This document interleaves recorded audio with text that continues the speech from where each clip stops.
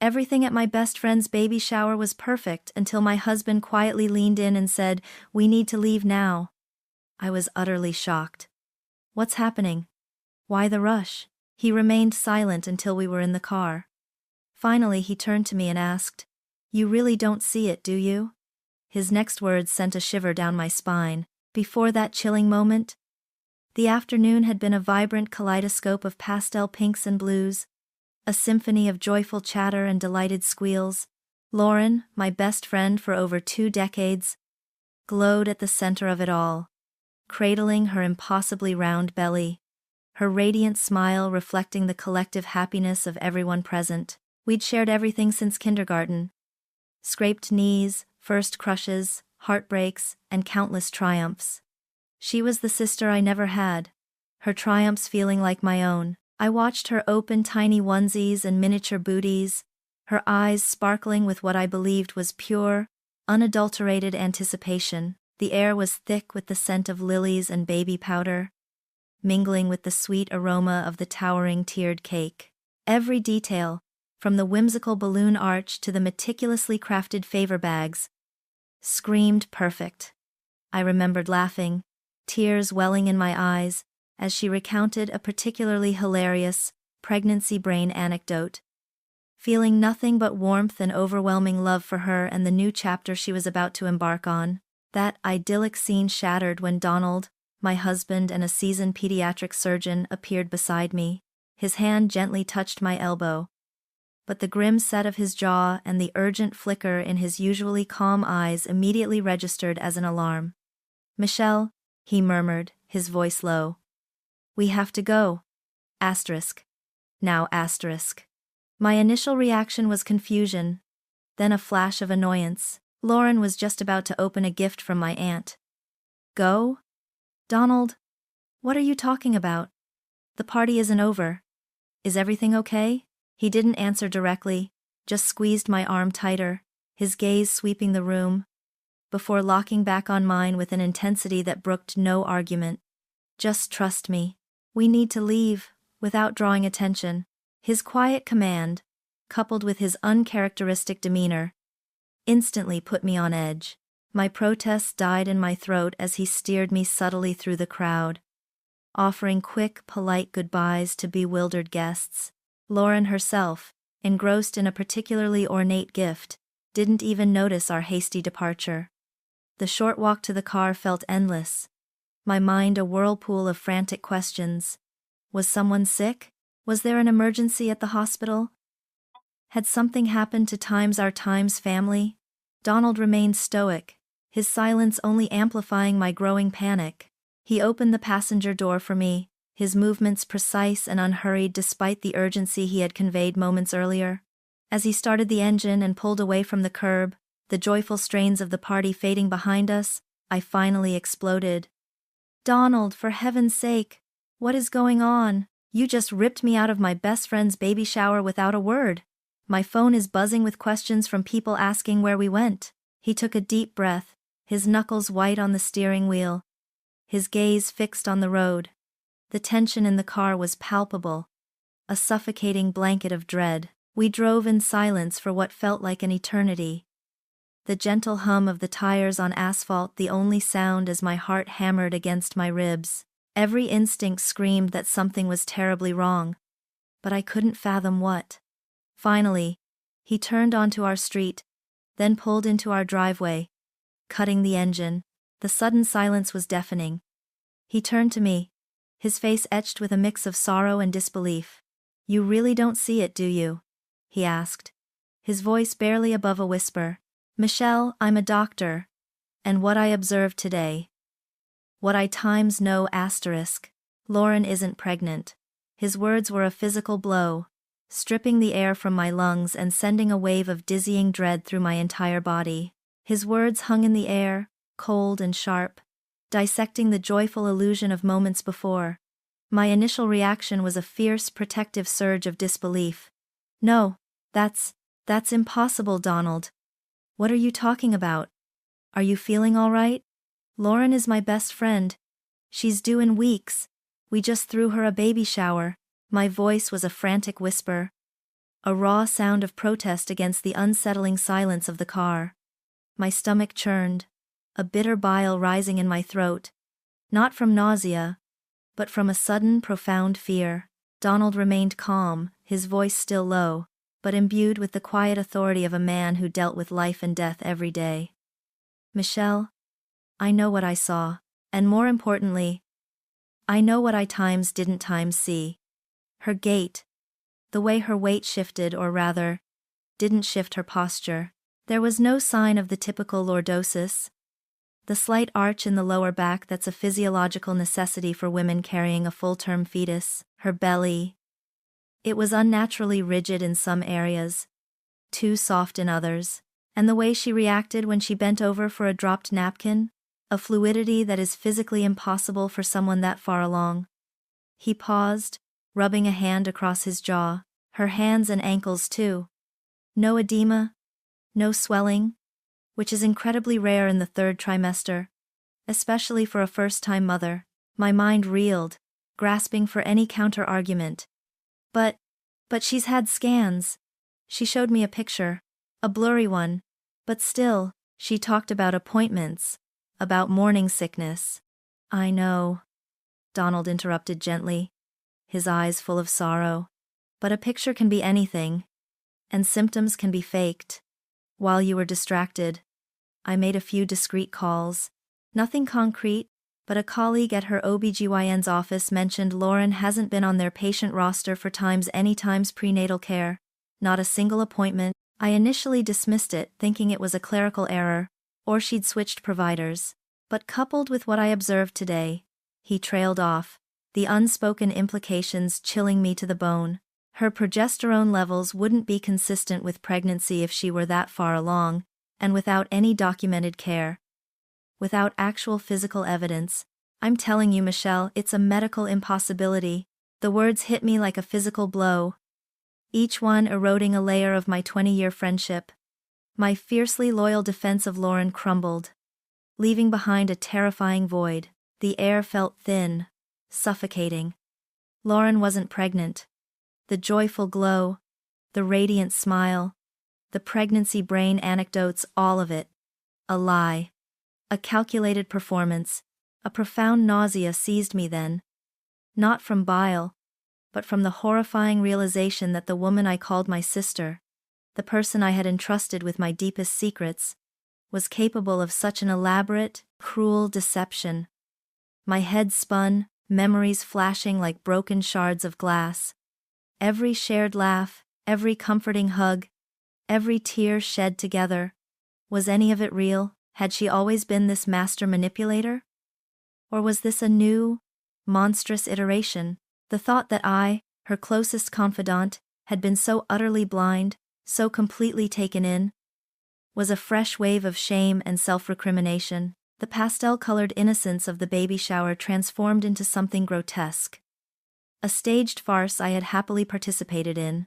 The beautiful dream of Lauren's impending motherhood had just curdled into a nightmare of betrayal. The silence in the car, once suffocating, now echoed with a far more terrifying sound. The shattering of everything I thought I knew. The nausea from Donald's words hadn't subsided. It had deepened, twisting into a knot of profound sorrow and indignant rage. Lauren, my Lauren, a liar? The thought was an abomination. Yet the cold, clinical facts laid bare by Donald were impossible to ignore. How could I confront her? How could I even ask asterisk? The idea of accusing my best friend of such a monstrous deception tore at me. But the alternative to ignore it, to pretend everything was fine, felt like a betrayal of my own soul. I spent the next few days in a fog, replaying every moment of the baby shower, every conversation with Lauren over the past 9 months. The subtle inconsistencies, once dismissed as pregnancy brain or just Lauren being Lauren, now screamed as glaring red flags. The constant vague answers about doctor's appointments, the aversion to public ultrasound photos, the way she always seemed to position herself to hide her belly slightly. I'd attributed it to shyness, to privacy. Now, it was a tapestry of calculated deceit. Donald, ever patient, gave me space, but his quiet support was a constant anchor. "You have to do what's right, Michelle," he'd said one evening, sensing my torment. "For yourself. For the truth." The decision gnawed at me. I couldn't just drop it. But launching a full frontal assault felt wrong too.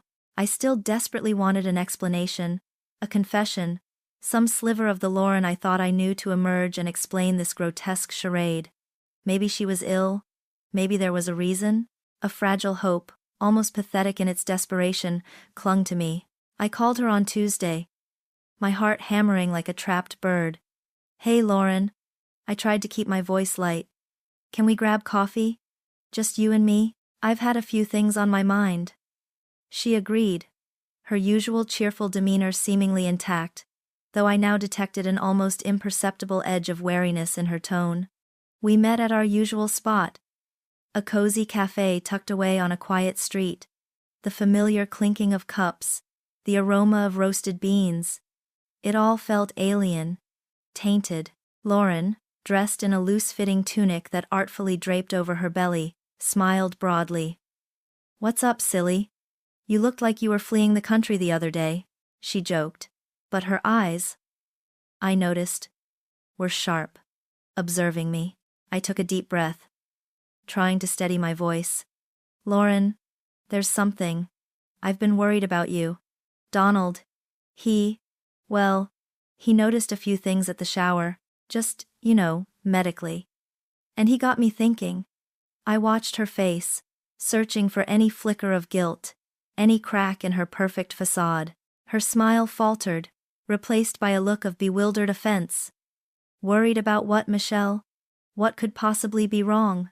Her voice was laced with an innocence so profound it was almost convincing. "Just your pregnancy." I pressed on, my voice barely a whisper. "He said some things that made me wonder. About the, physiological aspects, and about your doctor's appointments. He mentioned he heard you hadn't been registered for prenatal care." The transformation was instantaneous, chilling. Her eyes, moments ago feigning confusion, now welled with tears that seemed to spring from nowhere. Her lower lip trembled.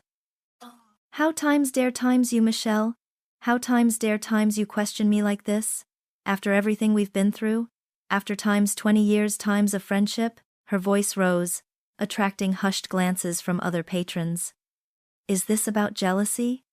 Is it because you don't want me to have this happiness? You've always been so competitive, but I never thought you'd stoop so low as to invent lies about my unborn child." She dabbed at her eyes with a napkin, her performance masterful. "Donald is a doctor, yes, but he's not times my times doctor. And what kind of friend goes digging into my private medical history? It's none of his business, and certainly not times yours, asterisk. I can't believe you'd listen to some baseless rumor over your best friend." My carefully constructed courage evaporated under her relentless onslaught. She was turning it all back on me, twisting my genuine concern into malicious jealousy. A part of me, the part that had loved and trusted her for so long, yearned to believe her, to dismiss Donald's observations as a misinterpretation, but the undeniable evidence, the medical impossibility, gnawed at my conscience, a cold, hard stone in my gut. "I care about you, Lauren," I stammered, feeling like a clumsy aggressor instead of a worried friend. She had expertly shifted the blame, making me feel small and cruel. Lauren leaned forward, her voice dropping to a theatrical whisper, filled with wounded dignity. "If you truly cared, Michelle, you'd trust me. You wouldn't let your husband or whoever plant these poisonous seeds of doubt. This is the happiest time of my life, and you're trying to ruin it with these absurd accusations." I left the cafe feeling utterly defeated, my initial hope for a confession crushed under the weight of her manipulation. She had not only denied everything but had successfully made me question my own sanity, my loyalty, my very intentions. The interaction left me with a bitter taste, but also a growing cold unease. Her vehement defense hadn't rung true. It was too rehearsed, too dramatic. And as I drove home, my mind kept circling back to the Hope for Tomorrow charity she had founded for grieving parents. Her pregnancy, I realized with a chilling clarity, wasn't just a personal deception. It was a powerful, heart-wrenching narrative, strategically crafted and relentlessly promoted. A vehicle. And I had a terrifying suspicion of where it was driving. The terrifying suspicion I carried home from the cafe festered, growing into a cold, hard certainty. Lauren's performance, her tearful accusations, her masterful deflection. It hadn't just shut me down. It had inadvertently validated Donald's initial observations. Her vehement denial, coupled with her immediate pivot to gaslighting, screamed guilt louder than any confession could have. My mind, no longer clouded by loyalty, could finally see the intricate web she had begun weaving years ago. And now, the Hope for Tomorrow charity for grieving parents, once a symbol of her supposed altruism, emerged as the chilling epicenter. That evening, I relayed every agonizing detail of the cafe confrontation to Donald. He listened patiently, his hand gently squeezing mine, a silent acknowledgement of my pain. "She confirmed it, didn't she?" he said quietly when I finished. Not as a question, but a statement.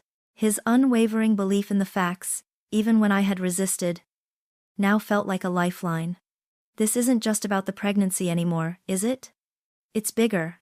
We both knew it was. The conversation with Lauren had sealed it.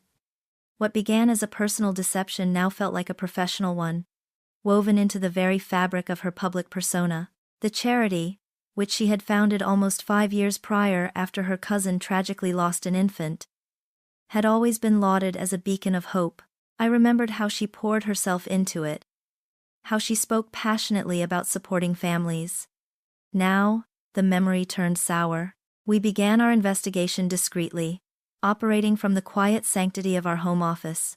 Donald, with his meticulous nature, took the lead on sifting through public records, while I focused on the charity's online presence, scrutinizing every page, every post. The initial findings were disquieting. Hope for Tomorrow had a slick, emotionally resonant website, filled with heart-wrenching stories and images of families ostensibly helped, but beneath the polished surface, details were conspicuously sparse. Financial reports, typically a cornerstone of transparent charities, were either non-existent or buried deep within labyrinthine menus, and even then, provided little actionable insight into how donations were actually utilized. There were no easily accessible IRS Form 990, which nonprofits are legally required to file. A major red flag for any organization claiming significant public fundraising. The fundraising tactics, which I'd once admired as innovative, now seemed predatory. Lauren had skillfully leveraged her pregnancy across every platform, from social media campaigns to direct email appeals. She frequently posted photos of her baby bump alongside calls for donations, writing poignant captions about the joy of impending motherhood, and contrasting it with the devastating grief her charity aimed to alleviate. "Help us bring a glimmer of hope to families who have lost theirs," one post read, accompanied by a picture of her impossibly round belly, framed by tiny baby shoes. It twisted my stomach to realize how effectively she had used the universal vulnerability of motherhood, both real and manufactured, to tug at the heartstrings and wallets of well-meaning donors. We unearthed other inconsistencies. The listed board members were either vague initials or names I didn't recognize as prominent figures in the nonprofit sector, suggesting a potential lack of legitimate oversight. The official headquarters address was nothing more than a P.O. box in a strip mall, a common tactic for shell organizations. The sheer volume of emotional testimonials seemed suspiciously generic, lacking specific details that would make them truly authentic. With each click, each discovered discrepancy, the horrifying thought crystallized into an undeniable truth. This wasn't merely a fake pregnancy, it was a calculated, intricate scheme. Her maternal journey wasn't just a personal deception, it was a crucial, strategically crafted narrative, a powerful marketing tool designed to elicit maximum empathy and, consequently, maximum donations. The charity, Hope for Tomorrow, wasn't a philanthropic endeavor, it was the vehicle, meticulously built to exploit human compassion and grief for personal gain. the increasing fear that gripped us transcended the initial shock of personal betrayal. This wasn't a misunderstanding or a misguided cry for attention. This was a large-scale fraud, meticulously executed, preying on the most vulnerable members of society, parents who had endured the unimaginable pain of losing a child. The thought alone was nauseating. We weren't just uncovering a friend's lie. We were staring into the abyss of a monstrous criminal enterprise. The weight of that realization settled heavily on my shoulders, a chilling harbinger of the storm that was about to break. The weight that settled on my shoulders was almost unbearable. It was the weight of a decision I never, in my darkest nightmares, imagined I'd have to make. Turning in my best friend, Donald and I sat in silence, surrounded by the printouts, the screen captures, the public records that had ripped away every last shred of doubt, the cold, hard evidence of financial irregularities, the sheer audacity of the fraud, and the sickening exploitation of vulnerable families, of their raw, bleeding grief. It left no other path. My heart ached with a profound, corrosive sorrow. Not just for myself, but for the innocent people whose suffering Lauren had so cruelly monetized, the agony of choosing between decades of unwavering loyalty and the immutable demand for justice for the voiceless victims was a torment that left me physically ill. But looking at the faces on the charity's website, the fabricated stories now stripped bare of their emotional veneer to reveal cold calculation. The choice, however heartbreaking, became clear. We had to involve the authorities. The atmosphere in the small, nondescript interview room at the police station was taut with unspoken anxieties. Donald sat beside me, his presence a comforting anchor, as we faced Detective Sarah Coleman and Detective Mark Rivera. Coleman, with her sharp, intelligent eyes and no-nonsense demeanor, watched us with a professional detachment that made my hands tremble. Rivera, younger and quieter, meticulously took notes. I felt a surge of apprehension, a desperate hope that they would believe us, followed by a wave of embarrassment at having been so thoroughly deceived. So, you're alleging your best friend, Lauren Harper, faked her pregnancy and is running a fraudulent charity? Detective Coleman's voice was calm, but her skepticism was palpable. Donald, ever the pragmatist, began to lay out our findings, starting with his initial medical observations and progressing to the charity's glaring financial inconsistencies. I added details of Lauren's manipulative charm, her theatrical denial, and the way she had woven her pregnancy into the very fabric of Hope for Tomorrow's fundraising narrative. We presented the printouts, the vague board member lists, the P.O. box address, the lack of IRS 990 seconds, the emotionally charged but ultimately hollow pleas for donations. Initially, their expressions remained unreadable, a blend of polite attention and professional caution. I could practically hear the unspoken question, asterisk, are these people just bitter? Or is there something here? Asterisk. But as Donald methodically explained the medical impossibility of Lauren's pregnancy, and as I showed them the specific ways she leveraged it to solicit funds from unsuspecting donors, a subtle shift occurred. Detective Coleman's eyebrows knitted, her gaze sharpening as she reviewed the documents. Rivera stopped taking notes and leaned forward, his eyes scanning the details with increasing intensity. This is quite a web, Coleman murmured, her skepticism giving way to a serious concern. Especially the exploitation of grieving families, that adds a whole new dimension. She looked at us, her expression now grim, no longer dismissive. We'll need to open a formal investigation. This isn't just a civil matter, this is potentially a large-scale criminal fraud. The words hung in the air, cold and definitive. Asterisk? Criminal fraud? Asterisk? The formal investigation began, and with it, the immense weight of that decision pressed down on my shoulders, heavier than any physical burden. My personal pain, my private heartbreak of betrayal, had now been ripped open and transformed into a public criminal case. There was no going back. The woman I had loved like a sister was now a suspect, and I, her closest confidant, was a key witness against her. A new, gnawing fear began to take root. Lauren, I knew her vengeful nature, her terrifying capacity for manipulation when cornered. What would she do when she discovered my involvement? What repercussions would she unleash? The thought sent shivers down my spine. The storm wasn't just about to break. It was already here, swirling around me, and I was standing right in its path. The storm was indeed swirling, but its first unexpected gust came not from Lauren, but from a source I never anticipated. Days later, as I sat staring blankly at the news, half listening to a report about a local charity drive. A painful irony. My phone buzzed with an unfamiliar number. I almost ignored it. Braced for calls from friends, now whispering about my sudden distance from Lauren, or perhaps even a veiled threat from Lauren herself. But something made me answer. "Hello?" I said, my voice tight. A shaky, almost inaudible voice responded. "Michelle? It's Merde, Lauren's sister." My heart leaped into my throat. Merde, Lauren's younger sister, whom I'd always found quiet, almost invisible in Lauren's dazzling orbit. She was a shy, bookish woman who avoided social gatherings, often disappearing into the background whenever Lauren was present. Our interactions had been polite but distant, never venturing beyond superficial pleasantries. Her call was entirely out of character, and the urgency in her voice, barely held together, immediately put me on high alert. "Merde? Is everything okay?" I asked, a fresh wave of dread washing over me.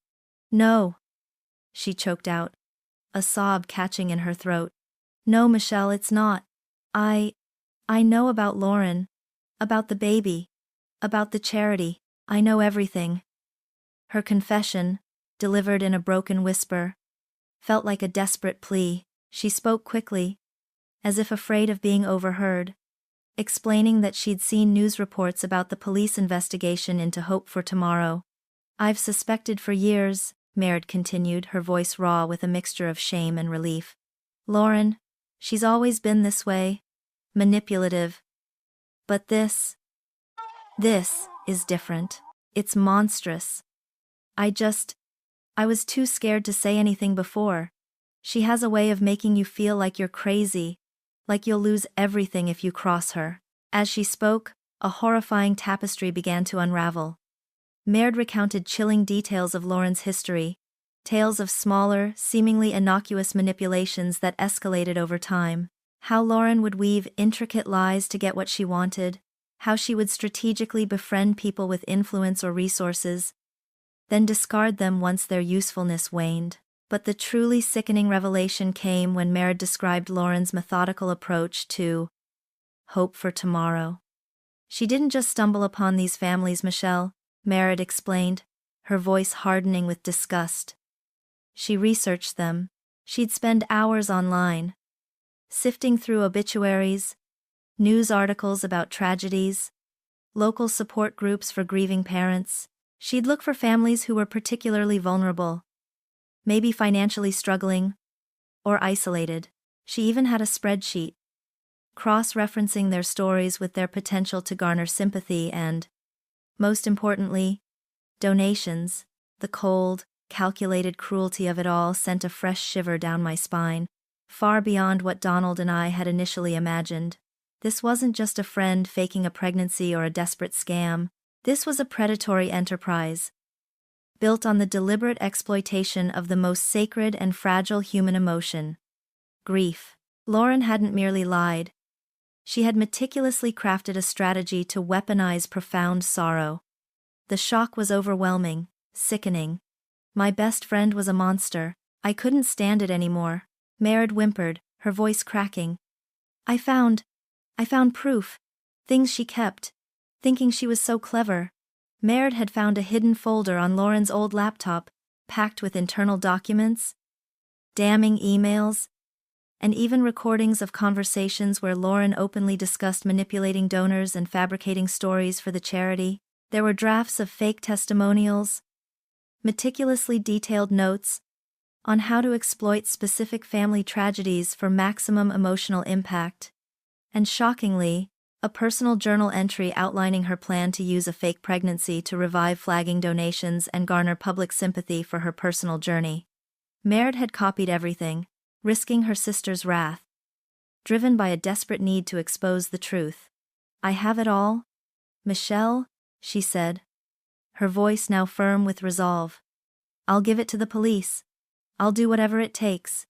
My heart ached with a profound, almost paralyzing sadness, tinged with an overwhelming wave of disgust. Disgust for Lauren's depravity, and sadness for the innocent victims, and for the Merd who had been forced to live in the shadow of such a twisted sister. The true depth of Lauren's deception, her calculated exploitation of raw human grief, was now laid bare. A grotesque masterpiece of manipulation, what I had once dismissed as a personal betrayal, then escalated to charity fraud, had now been revealed as something far more sinister, a methodical, cold-blooded assault on human compassion itself. Merd's words had painted a picture of depravity that chilled me to the bone, a methodical cruelty I hadn't thought possible. The sheer scale of Lauren's calculated manipulation, the spreadsheet of sorrow, the journal outlining her grotesque plans, it was an abyss of evil. The detectives, armed with Merd's irrefutable evidence, wasted no time in suggesting the next crucial step. They wanted me to meet the victims. The thought alone filled me with a fresh wave of dread. How could I face them? How could I look into the eyes of people whose lives had been shattered, knowing that the woman responsible was my supposed best friend? Detective Coleman explained it was vital for me to understand the true human cost, to ground the sterile legal proceedings in the raw reality of suffering. It wasn't just about building a case. It was about bearing witness. Donald, ever my rock, insisted on accompanying me, offering silent support, his hand a warm, steady presence on my back. Our first meeting was with the Henderson family, a quiet couple named Sarah and Tom, at a small community center. The air hung heavy with an unspoken grief that permeated every corner of the room. Sarah's eyes, red-rimmed and distant, spoke volumes about a pain too deep for words. Tom, with his perpetually slumped shoulders, fiddled nervously with his wedding ring. They had lost their only child, a vibrant 5-year-old girl named Lily, to a sudden, aggressive illness just over a year ago. In their darkest hour, searching for solace and purpose, they had found hope for tomorrow. "Lauren, she was so kind," Sarah whispered, her voice barely audible. "She told us she understood, that her own journey was about to begin, and she wanted to help us find our way." We poured everything we had into her charity. What little savings we had left from Lily's medical bills. We believed in her empathy. We thought we were honoring Lily's memory. Tom nodded slowly, unable to meet my gaze. "She made us feel seen," he added, his voice raspy with emotion, like our pain mattered, and that something good could come from it. The irony was a cruel punch to the gut. Lauren had not only seen their pain, she had meticulously catalogued it, exploited it, and then profited from it. My stomach churned with a sickening mixture of guilt and shame. I, too, had believed in Lauren's empathy. I, too, had been so utterly blind. Next, we met the Martinez family. Maria and Ricardo were younger, their grief still raw and visibly festering.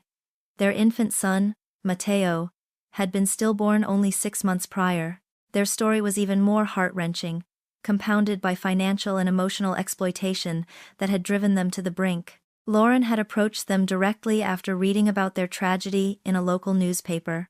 She promised them a safe space, a community of support, and even offered to cover some of Mateo's funeral costs through the charity, which of course never materialized.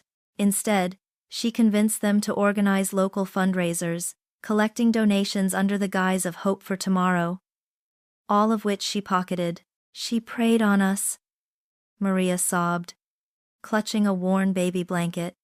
"She said she was pregnant too, that our babies would be close in age. She looked me in the eye and told me she loved Mateo, even though she never met him. And I believed her. I told her everything, all my hopes, all my fears, and she took it all. She took our money, our trust, and even our hope." Ricardo, normally a stoic man, had tears streaming down his face. We are now in debt because of her. We lost Mateo, and then we lost what little we had left because of her lies. Listening to their raw pain, their barely contained anger, and witnessing the devastating impact Lauren's fraud had on their already shattered lives, was a profound, visceral experience. It was one thing to see numbers on a spreadsheet, another entirely to see the haunted eyes of a mother who lost her child, only to have her grief weaponized by someone she believed was a friend. The guilt I felt was overwhelming, a crushing weight that threatened to suffocate me. My best friend had caused this unimaginable suffering, orchestrated this grotesque betrayal, not just of friendship, but of humanity itself. Their stories, however agonizing, solidified my resolve with an unyielding clarity. This wasn't just about my personal betrayal anymore. It transcended my shattered friendship and wounded trust. This was about seeking justice for these innocent, exploited people, the Hendersons, the Martinezes, and countless others whose names I didn't yet know. It was about confronting the moral bankruptcy of Lauren's deceit, about ensuring that her monstrous scheme would never again shatter another family's fragile peace. In that moment, surrounded by their pain, I truly understood the horrific human cost. The abstract crime had found its face, and it was etched with the indelible lines of true grief. There was no turning back. I would be their voice. My resolve, though steel hardened by their suffering, was immediately tested the moment the news of the investigation began to ripple through our shared social circles. The first calls were tentative, laced with feigned concern. "Michelle," I heard. "Rumors. About Lauren. It can't be true, can it?" Then came the more direct ones, dripping with judgment. "How could you do this to her? She's your best friend. She's pregnant, for crying out loud." Mutual friends, people who had been at the baby shower, people whose children played with mine, began to circle me like a pack of confused, angry wolves. They echoed Lauren's gaslighting, accusing me of jealousy, of envy, of a cruel betrayal that had no basis in reality. They reminded me of Lauren's good deeds, her unwavering loyalty, her fragile state. Each call, each text, each icy stare in the grocery store was a fresh wound. Twisting the knife of my own self-doubt, they believed her Times narrative, the one she had so meticulously crafted. And I, the truth-teller, was cast as the villain. The isolation was profound, a chilling reminder of how deeply Lauren's manipulation extended. As if the judgment of our friends wasn't enough, Lauren's carefully constructed facade began to crack, revealing a terrifying desperation. Her messages, once subtly manipulative, turned openly aggressive. "You're making a huge mistake, Michelle," one read. An unmissable veiled threat. "You don't want to see what happens when I'm truly backed into a corner." Other texts detailed malicious rumors she was spreading about me, questioning my character, my marriage, my own stability. She tried to leverage our shared history, reminding me of past favors, of secrets only she knew. She even left a voicemail, her voice trembling with what sounded like manufactured tears, begging me to remember all the good times, and not to destroy everything. Each interaction was a psychological assault, designed to break my will and make me recoil from the public exposure of her monstrous lies. The fear of her vengeful nature, a fear that had haunted me since the initial police report, became a living, breathing entity, a dark shadow lurking at the edges of my peripheral vision. Even amidst the external chaos, the real war raged within me. Years of unwavering friendship, of shared laughter and silent comforts, fought a brutal battle against the undeniable truth and the profound suffering of the victims.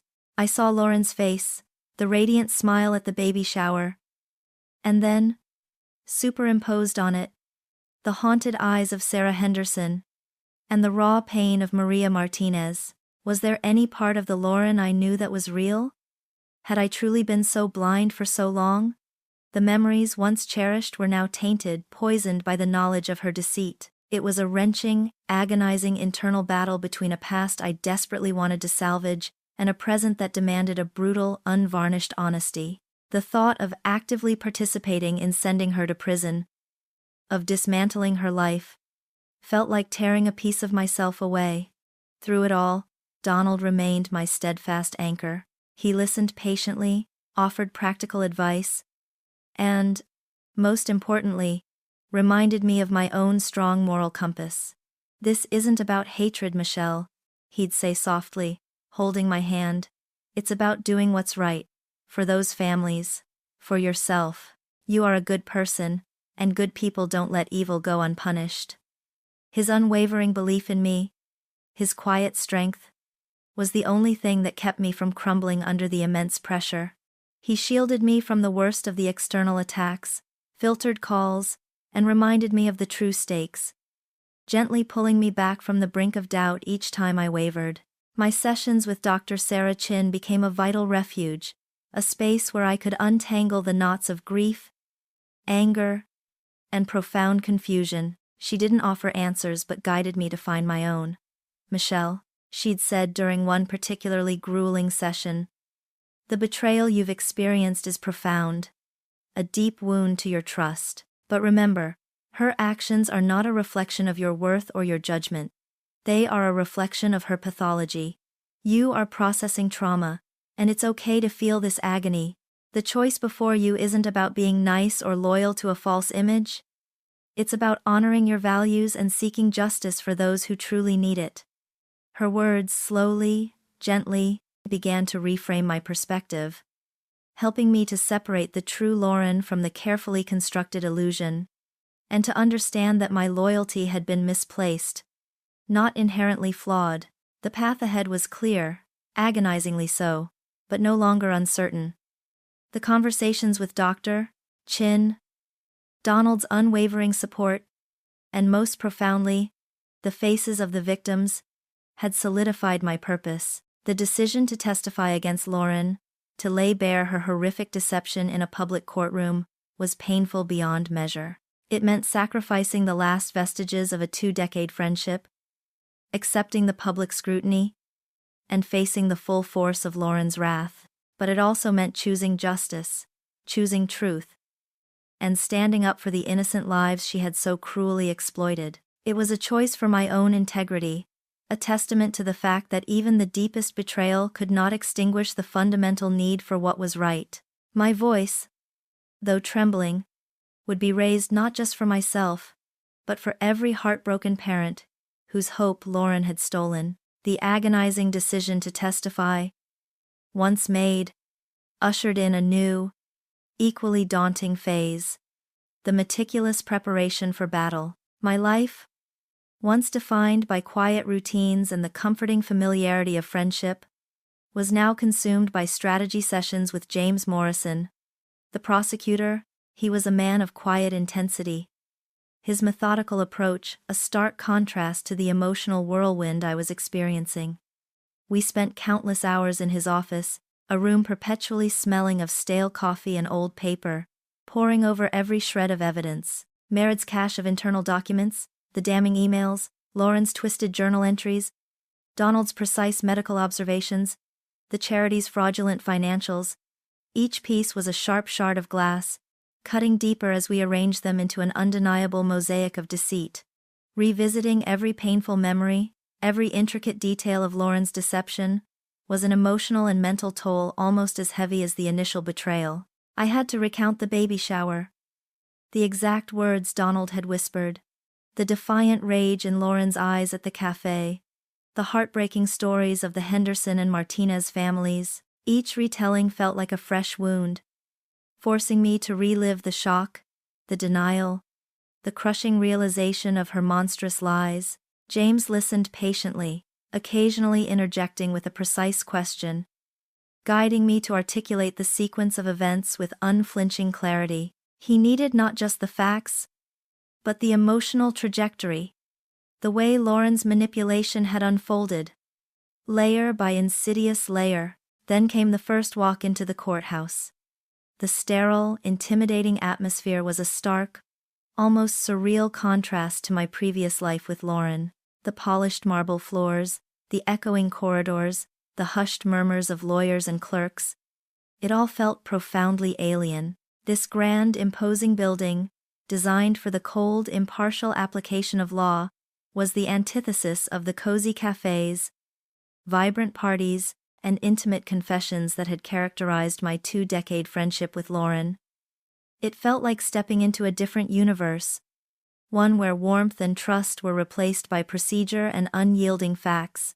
Donald was there, of course, his hand firm on my lower back, a quiet source of strength against the daunting facade of justice.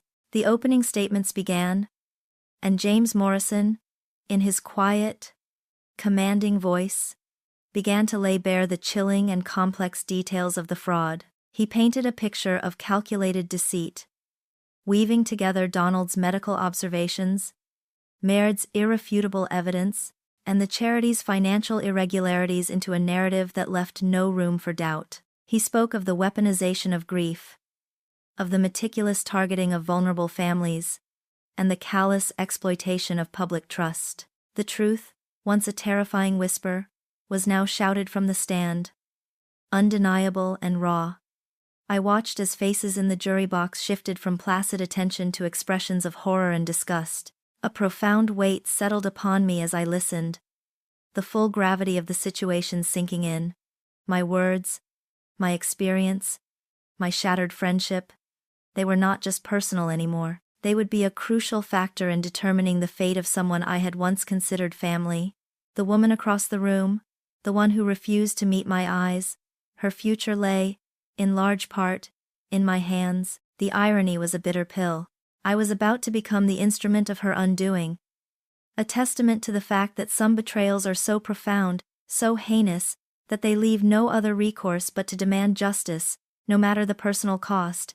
The bailiff's booming voice, though meant to bring order, felt like a cannon shot in the cavernous courtroom.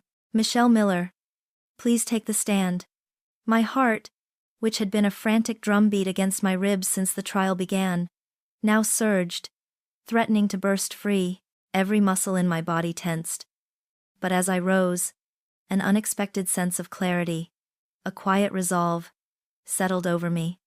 This wasn't about me anymore.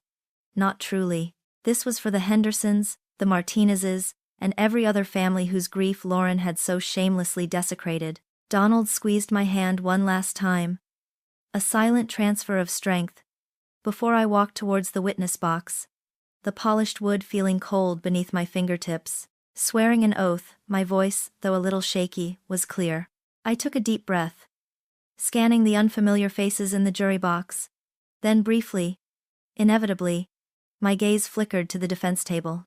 Lauren sat there, still impeccably composed, her eyes fixed straight ahead, refusing to acknowledge my presence. It was a familiar tactic, a final, chilling act of psychological erasure, but today, it no longer held power over me. Today, my purpose was bigger than her denial.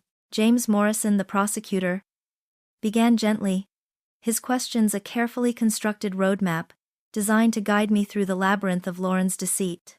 "Mrs. Miller," he began, "could you please tell the court about the day you first suspected something was amiss with your friend's pregnancy?" And so, I recounted it all, piece by agonizing piece. I described the vibrant baby shower, the pastel-colored lie, and Donald's whispered command that shattered the illusion. I detailed his medical observations, the physiological impossibilities he'd pointed out, and the chilling confirmation that Lauren had never been registered for prenatal care. My voice, initially hesitant, grew steadier as I moved through the narrative. I explained the gut-wrenching confrontation at the cafe, Lauren's masterful performance of outrage and tears, her insidious gaslighting that had, for a fleeting moment, made me doubt my own sanity. Then, I shifted to the charity. I described the growing unease, the discreet investigation Donald and I conducted, unearthing the fraudulent financial reports, the P.O. Box headquarters, and the alarming lack of transparency. I explained how Lauren had weaponized her fake pregnancy, using heart-wrenching stories and images of her baby bump to solicit donations, preying on the inherent human empathy for expectant mothers and grieving families. The court was silent, save for the occasional rustle of papers, as I painted a picture of calculated predatory fraud. I described Mered's desperate call, the chilling revelations about Lauren's methodical research into vulnerable families, the spreadsheet of sorrow, and the hidden folder of damning evidence, the fake testimonials, the emails, the journal entry outlining her monstrous plan. And then, I spoke of meeting the victims. I recalled Sarah Henderson's distant, grief-stricken eyes, Tom's slumping shoulders, Maria Martinez's raw sobs as she clutched a worn baby blanket. I articulated their pain, their shattered trust, the devastation Lauren's deceit had wrought upon their already broken lives. She didn't just steal money, I stated, my voice clear and unwavering, looking directly at the jury. She stole hope. She exploited the most profound human sorrow for her own gain. When Mr. Davies, Lauren's defense attorney, began his cross-examination, his tone was immediately aggressive, designed to discredit and dismantle. "Mrs. Miller," he sneered, "isn't it true that you and Miss Harper have always had a competitive relationship? Perhaps a touch of jealousy regarding her success, her impending motherhood." He tried to paint me as a vengeful friend, motivated by envy, twisting my honest concern into malicious fabrication. "Did you not in fact storm out of the baby shower in a fit of pique?" he challenged, but I held firm. My resolve, honed by weeks of agonizing self-reflection and therapeutic guidance, was unshakable. "No, Mr. Davies," I replied calmly, my eyes meeting his without flinching. "I left because my husband, a doctor, observed medical impossibilities, and my testimony today is not driven by jealousy, but by the undeniable truth of Miss Harper's actions and the profound suffering she inflicted upon innocent families." He pressed, he prodded, he tried to trip me up on minor details, to suggest I was mistaken, that Donald's observations were mere speculation, but I stuck to the unvarnished truth, articulating every detail, every piece of evidence, every chilling revelation. My voice, once trembling, now carried the weight of conviction, speaking not just for myself, but for the voiceless victims whose stories had become irrevocably intertwined with mine. Sharing my deepest betrayal in such a public forum was overwhelming. Each word, each memory, ripped open old wounds, exposing them to the harsh scrutiny of the courtroom. Yet, as I answered the final questions and stepped down from the stand, a profound sense of release washed over me. It was exhaustion, certainly, but also something more potent. Empowerment. I had faced my tormentor, confronted the monstrous lie, and spoken the truth, loud and clear. The fear of Lauren's retribution, while still a distant hum, had been dwarfed by the immense satisfaction of finally, truly, standing for justice. My voice, once silenced by loyalty and manipulated by deceit, had finally found its true, unwavering purpose. The profound sense of purpose that had buoyed me on the witness stand slowly gave way to an excruciating limbo. The hours stretched into days, each tick of the clock amplifying the tension that gripped not just me, but everyone involved in the trial. The jury, a collection of ordinary citizens now burdened with an extraordinary decision, had retreated behind closed doors, their silence deafening. Donald was a constant, steadying presence, his hand often finding mine, his eyes reflecting the same anxious hope I felt. We replayed conversations, dissected arguments, and analyzed every nuance of the courtroom proceedings, searching for reassurance that justice would indeed prevail. My nights were restless, haunted by the images of the Henderson and Martinez families, their faces etched with grief, their fragile hopes resting on the outcome. Then came the summons. The jury had reached a verdict. The air in the courtroom, already heavy, grew impossibly dense as we awaited their entrance. My stomach clenched, a cold dread warring with a desperate plea for resolution. Lauren, once again, was a picture of cool composure, her gaze fixed straight ahead, an almost imperceptible tremor in her hands the only hint of her internal state. Alaric sat a few rows behind her, his face pale and drawn, a man already broken by the weight of her deception. The foreperson rose, handing the verdict slips to the bailiff, who then passed them to the judge. The judge, a stern woman with a voice that commanded absolute silence, cleared her throat. The courtroom held its breath. In the matter of the people versus Lauren Harper, she began, her voice resonating through the silent room. On the count of felony fraud, we find the defendant, Lauren Harper, guilty. The word guilty reverberated, a seismic shockwave. My breath hitched. She continued, on the count of conspiracy to commit fraud, guilty.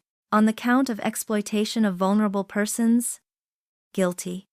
The pronouncements continued, a litany of culpability, each guilty a hammer blow against the elaborate edifice of her lies. On multiple counts of fraud, manipulation, and exploitation, Lauren Harper was found guilty.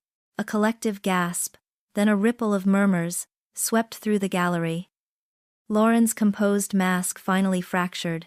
Her jaw tightened, a flicker of raw, unbridled fury flashing in her eyes as the judge recited the long list of her crimes. She didn't meet my gaze, but I felt the heat of her impotent rage from across the room. Alaric, seeing his wife's downfall laid bare, buried his face in his hands, his body shaking with silent sobs. Their marriage, already a casualty of her deceit, irrevocably crumbled in that moment, exposed for all to see. The judge then moved to sentencing. The consequences for Lauren were swift and brutal. The immediate loss of her job, her professional license revoked, her reputation utterly destroyed. And then, the number that marked the end of her freedom. Lauren Harper, you are hereby sentenced to serve a term of 10 years in state prison. 10 years, a decade behind bars for the decade-long charade she had so meticulously orchestrated. A complex mix of emotions washed over me, a tidal wave that was both relief and profound sadness. Relief, deep and undeniable, that justice had been served, that her reign of terror was finally over, but also a profound ache for the loss of a friendship that, however false, had once been the bedrock of my life. It was a grief for the illusion, for the person I thought she was, and for the 2 decades I had unknowingly invested in a ghost. The silence from Lauren during the sentencing, her face a stone mask of defiance, offered no hint of remorse, no flicker of understanding of the pain she had caused, only a cold, hard anger at being caught. I watched the reactions of the victims. Sarah Henderson, tears streaming down her face, reached for Tom's hand, her shoulders slowly relaxing as if a crushing weight had been lifted. Maria Martinez clutched her husband Ricardo, their faces a mixture of sorrow and a tangible sense of closure. Their pain would never fully heal, but this was a significant step. A public validation of their suffering, a promise that those who preyed on the vulnerable would be held accountable. It was for them, I realized, that I had endured. In the quiet aftermath, as the courtroom emptied and the media swarmed outside, I felt a strange lightness, a space opening up where years of tension had resided. The storm had broken, the thunder had rolled, and now, a fragile calm settled. But the finality of the legal outcome, while victorious, also marked the beginning of another long process, internalizing its personal ramifications. The pieces of my life, shattered and rearranged by Lauren's monstrous deception, now needed to be carefully, painstakingly reassembled. The journey to healing was far from over. It had only just truly begun.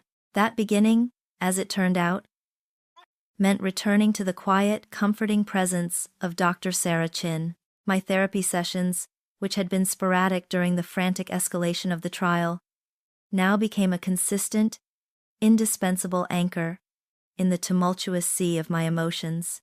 Dr. Chin, with her gentle questions and insightful observations, helped me navigate the wreckage of my trust. We diligently worked through the trauma, dissecting the layers of profound betrayal and manipulation that had infiltrated every aspect of my life. It wasn't just about processing the anger or the sadness.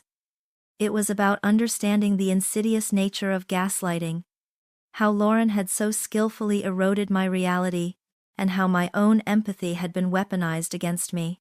One of the most crucial lessons I had to relearn was how to truly trust my instincts again. For so long I had dismissed the subtle unease, the fleeting doubts, because they contradicted the narrative of a perfect friendship.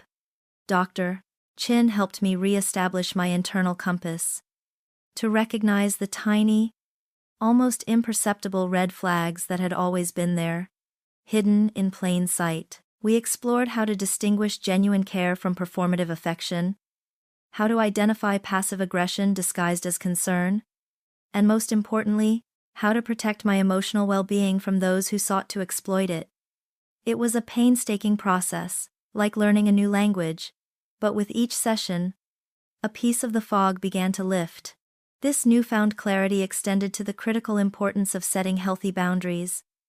For years, my boundaries with Lauren had been virtually non-existent, blurred by a history I believed was impenetrable. Now, I saw how that lack of delineation had allowed her to invade my personal space, to dictate emotional responses, and to control perceptions. I consciously chose to surround myself with genuine, trustworthy connections, seeking out friends whose actions aligned with their words, whose support was unconditional and without hidden agendas. It was a smaller circle perhaps, but infinitely more profound and authentic. The silence from many mutual friends who still bought into Lauren's victim narrative was painful, but it also served as a stark reminder of the superficiality I had once accepted. Through this entire ordeal, Donald remained my unwavering partner. Our bond, far from fracturing under the immense stress, had been profoundly strengthened. We had faced the abyss together, navigating a betrayal that could have easily torn us apart. Instead, it had forged an even deeper connection, a shared understanding that transcended words. He didn't just offer support, he offered validation, a constant reminder that my perceptions were real, that my pain was justified, and that I was not alone. Our late-night conversations, filled with quiet reflection and mutual reassurance, became sacred spaces of healing and reconnection. He had seen the worst, stood by me through it, and loved me even more fiercely for it. The journey of self-forgiveness, however, proved to be the longest and most arduous path. The lingering shame of not seeing the signs sooner, of having been so utterly blind to Lauren's true nature, gnawed at me. I battled with the nagging question, how could I have been so foolish? Dr. Chin gently guided me away from self-blame, helping me understand that manipulation thrives on empathy, that my capacity for love and trust was not a weakness, but a testament to my own inherent goodness. You were betrayed, Michelle, she'd often say. You were not at fault for her pathology. Accepting that I was not to blame, that her choices were hers alone, was a slow, painful process. But with each step, a heavy burden began to lift. Ultimately, this harrowing experience forced me to accept a painful but liberating truth. Not all relationships are meant to endure, and true friendship is fundamentally built on honesty and integrity. The romanticized ideal of an unbreakable lifelong bond, even when toxic, had held me captive.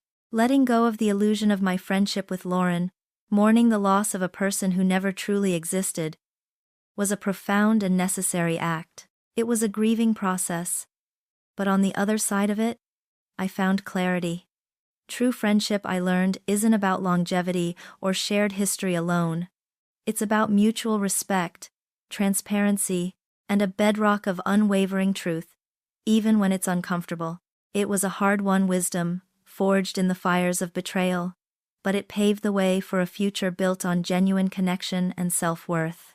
That hard-won wisdom, however, couldn't simply remain a quiet internal victory. As the profound betrayal receded into the past, leaving behind scars but also fertile ground for growth, I felt an undeniable pull towards something more. My personal pain and harrowing experience, once a source of paralyzing shame, began to transform into a powerful, unyielding purpose, actively advocating for victims of fraud and emotional manipulation. It wasn't a sudden epiphany, but a gradual awakening. A quiet stirring of resolve that grew stronger with each passing day.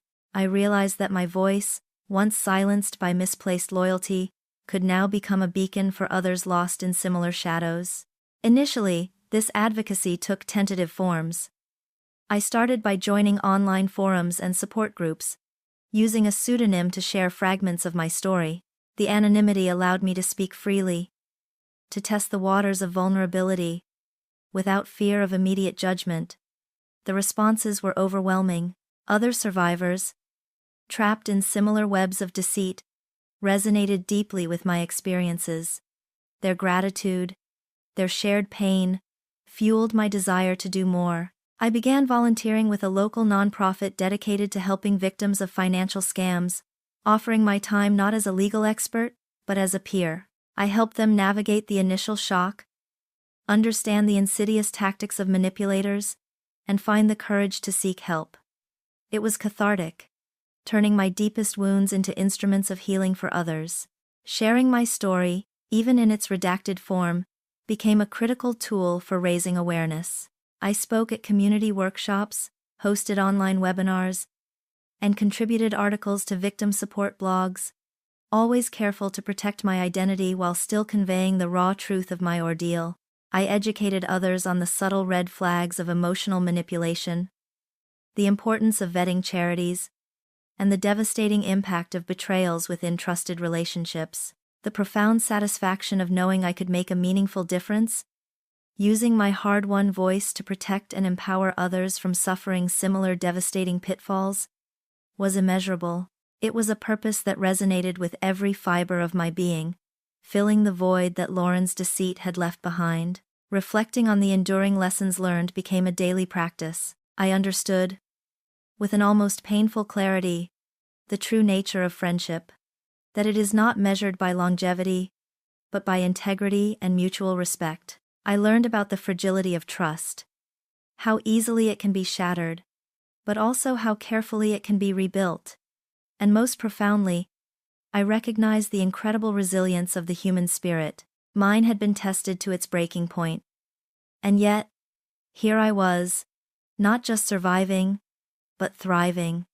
The unexpected growth, the inner strength, and the undeniable clarity I discovered in the very face of profound betrayal were gifts I never anticipated. My life had changed drastically, undeniably for the better. Even though the path to this place had been paved with agony, I had exchanged a false, toxic connection for a future brimming with authenticity and genuine purpose. My journey taught me that while the darkness of deceit can feel all-consuming, it is never absolute. Truth, like a persistent ray of sunlight, always, eventually, prevails. It may be a slow, arduous process, demanding courage and unwavering resolve, but ultimately, the facade crumbles and the light breaks through. And in that light, we find our authentic selves. My final empowering message to anyone who has felt the sting of betrayal, who has been gaslighted, manipulated, or had their trust shattered, is this: your pain is real, your experience is valid, and your voice matters. Do not let shame or fear silence you. Find your courage, seek your truth, and speak it aloud. For in finding your authentic voice, you discover not just your strength, but the most powerful act of all: reclaiming your narrative, rebuilding your life, and transforming your wounds into wisdom that can illuminate the path for others. Be brave enough to heal, and bold enough to advocate. Your story, like mine, has the power to change lives.